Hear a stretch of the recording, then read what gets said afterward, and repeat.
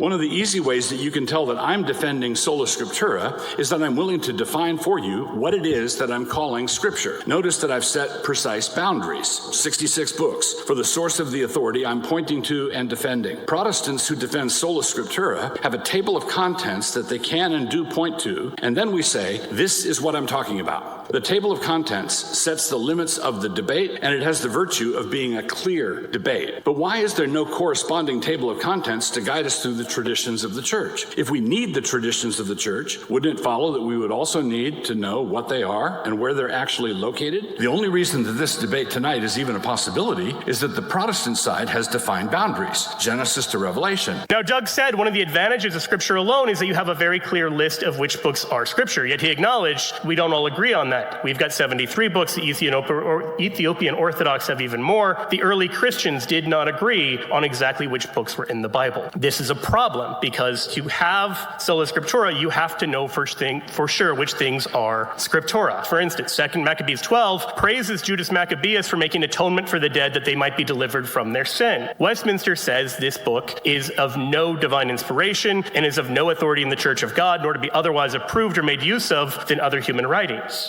St. Augustine considered it God-breathed Scripture, as did many of the early Christians. Nowhere in Scripture tells us which books are and are not to be included. Whatever canon you come up with, that canon is itself an extra-biblical tradition. There is no canon of Scripture within Scripture. These are things that we believe in, not because Scripture tells us these are the books of the Bible, but because we've been taught that they're the books of the Bible by the earliest Christians, and ultimately by the Church. Point number 4, therefore, our knowledge of the canon of Scripture is divine revelation we know only from tradition and not from Scripture alone. The reason you have a leather-bound Bible is because we did the leather binding. On what authority would you name any other book as inspired Scripture? For that matter, as I said in my earlier speech, by what authority do you know the Gospel of Mark is inspired? It's not written by an apostle, does not claim to be. It doesn't declare itself to be inspired Scripture. It's rather because you're told this by tradition and the Church. So if you won't stand on the infallible authority of tradition and the Church, you won't have an infallible Bible.